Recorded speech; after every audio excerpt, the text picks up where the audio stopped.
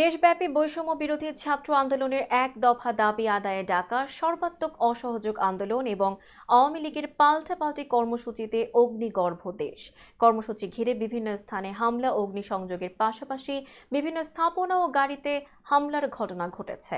আন্দোলনকারী আওয়ামী লীগের নেতাকর্মী ও পুলিশের ত্রিমুখী সংঘর্ষে সারা দেশে এখন পর্যন্ত ৫৫ জন নিহত হয়েছেন।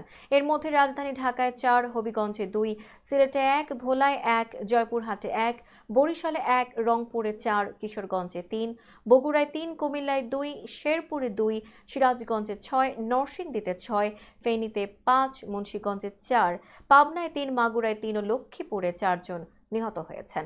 আন্দোলনের সমর্থনে ফেনীতে ছাত্র জনতার অবস্থান কর্মসূচিতে হামলা চালানোর অভিযোগ উঠেছে আওয়ামী লীগের বিরুদ্ধে। এই হামলায় অন্তত ৫ জন নিহত হয়েছেন বলে জানা গেছে। মুন্সিগঞ্জের সুপারমার্কেট এলাকায় আন্দোলনকারী আওয়ামী লীগ ও পুলিশের ত্রিমুখী সংঘর্ষে ৪ জন নিহত হয়েছেন। পুলিশ জানায়, রোববার পূর্ব ঘোষণা অনুযায়ী মুন্সিগঞ্জের সুপারমার্কেট এলাকায় জড়ো হন শিক্ষার্থীরা। মাগুরায় পুলিশ বিএনপির সংঘর্ষে জেলা ছাত্র দলের যুগ্ম সম্পাদক মেহেদী হাসান রাব্বি সহ ৩ জন নিহত হয়েছেন। একই ঘটনায় ৩ পুলিশ সদস্য সহ ১০ জন আহত হয়েছেন।